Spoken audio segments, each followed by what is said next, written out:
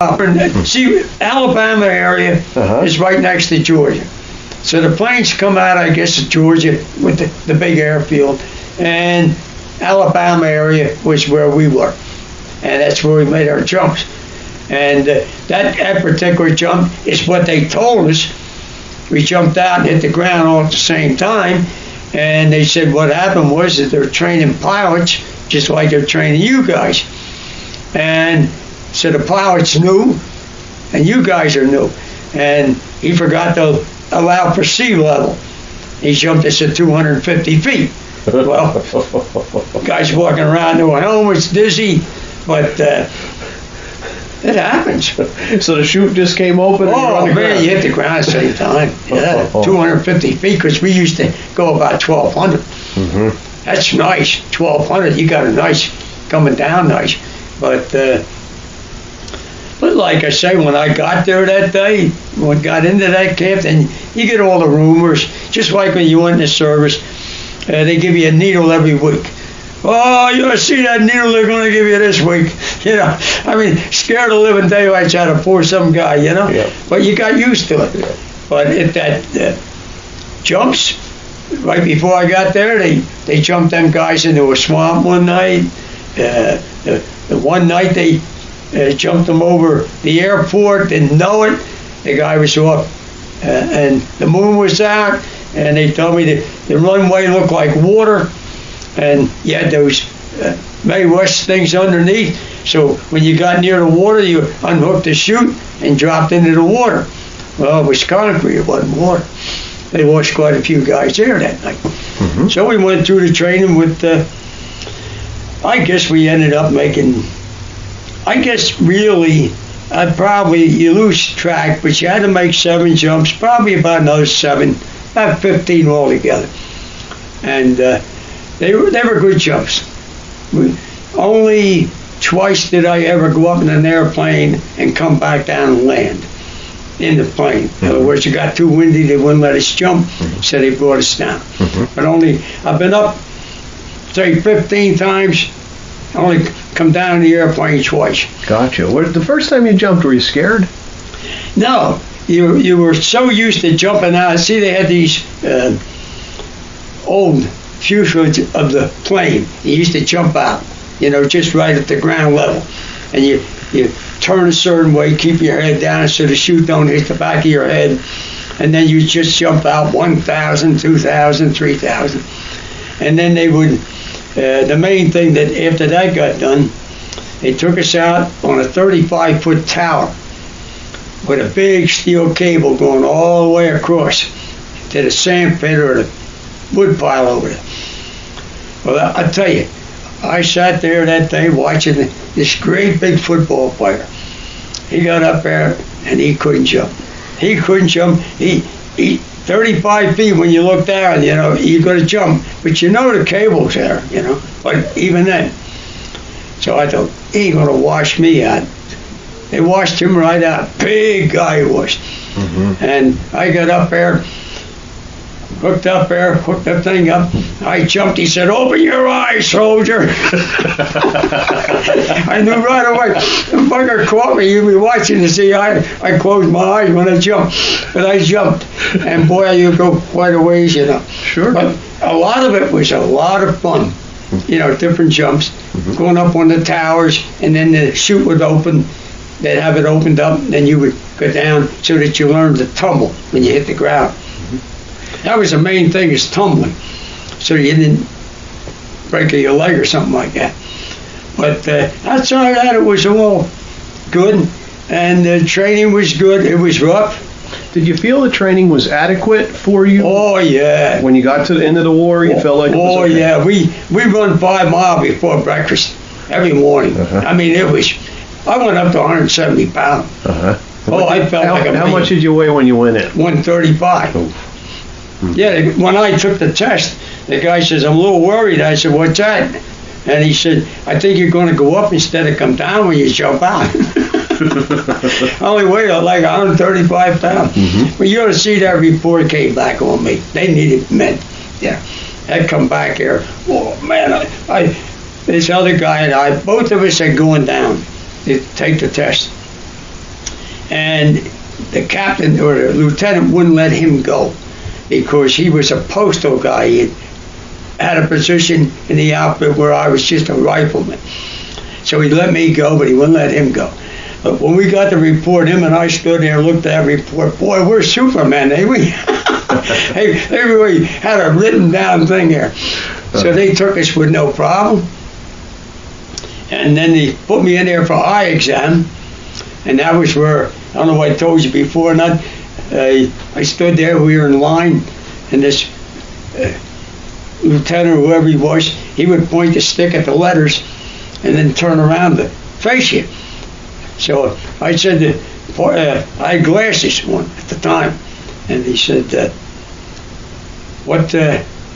read that line for me? I said, which one is that, sir? He turned around and pointed at, these guys, they were laughing. Man, I could read it with both eyes. But he probably knew, he probably wasn't worrying too much. But it was funny. Before the guys laughed, then he come to the other eye. All right, cover the other eye, cover the other eye. Which one is that, sir? And he turned around again like that. I'd read it with both eyes. So I got passed, no problem. Excellent. And I didn't wear no glasses after I got in there. I mean, I can see you sitting there, That was all necessary. Yeah. Now, during your training, did you have any time off to leave the post and spend any time out with civilians at all? Oh yeah, sure. Yeah, we owned Charlotte, North Carolina. The paratroopers owned that. The Air Corps thought they owned it, but they didn't own it. We owned it. Yeah, we went into town in Charlotte after we got established. They keep you in there for so many months before you can come out. Like 13 weeks of training where you couldn't go anywhere. But in the end, after you got in that outfit, even in this country, it just gave you the ego. In other words, after we got our boots, you got your boots, and the guy told us right away, he says, he said that after we got our jumps, we got our boots, he says, you guys aren't paratroopers, you're parachuters. You ain't a paratrooper till you go overseas. That's where you're at, a paratrooper. So we didn't give a hoot what he said. We had our boots. And when they gave us leave, they give you a weekend pass.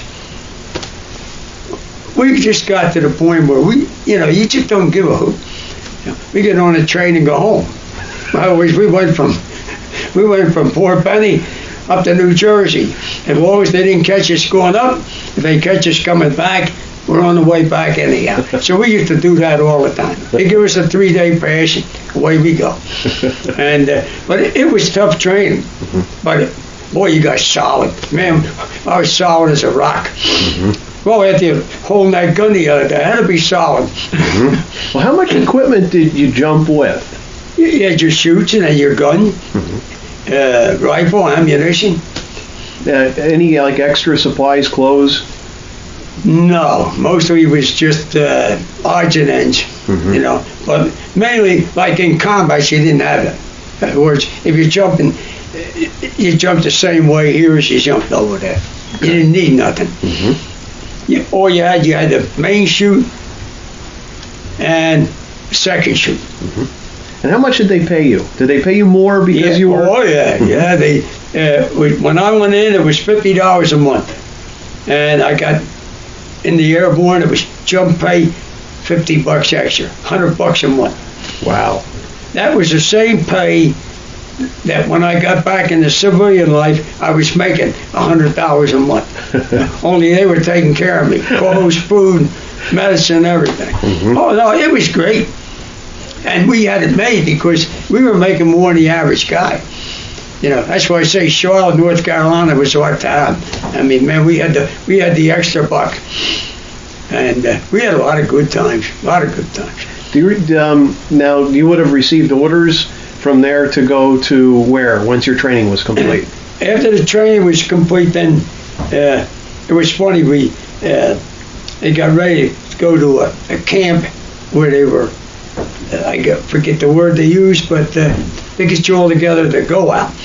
And we came into that camp, and they were so jammed up and far behind to get these guys out of there.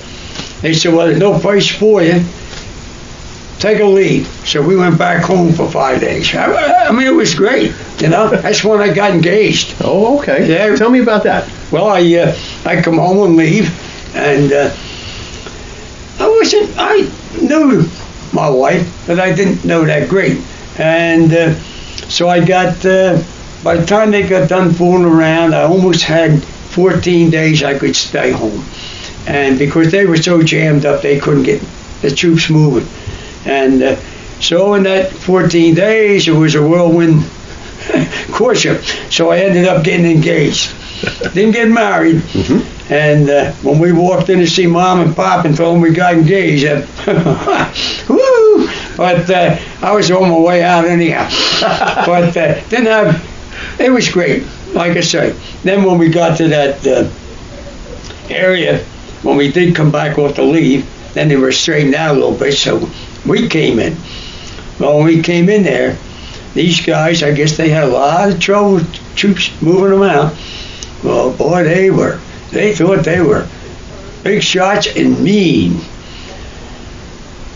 Until the next morning, when they turned around and give us a hard time, they were giving the wrong people a hard time. Mm. So the next morning they come out and they found a whole big load of dynamite under the orderly room with the fuses on it. That straightened them right out. No, they come out there. Who did that? Huh? Who would have done that? I don't know who they were, but they did it, man. That was a rough bunch.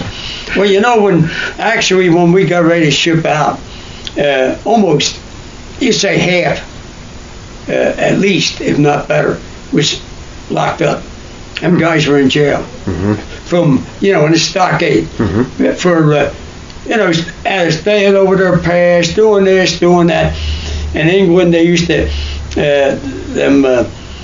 bobbies used to have the bicycles. Well, these guys would ride the bicycles home. I mean, the bicycles were all piled up at the barracks the next morning. They have to come get them. I mean, it was just a gung-ho outfit. I mean, it was great. Now, when did you get the buckle?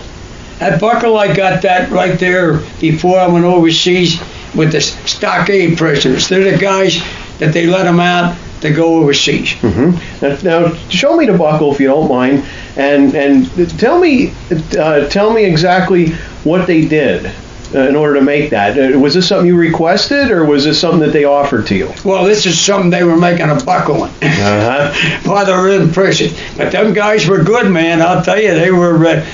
We had the buckle with the belt, mm-hmm. and they got the wings and put the wings on there. And down here, evidently come off, there was an engineer emblem on there. Okay. And so you can see where something was down there. So that must have come off during the banging around, I guess. But I wore that over in Bastogne. Mm-hmm. Mm-hmm. But like I say, it was great. But that's where that buckle came from. The prisoners made them up and sold them to us. And they didn't enforce any type of regulation that said you couldn't wear that? No.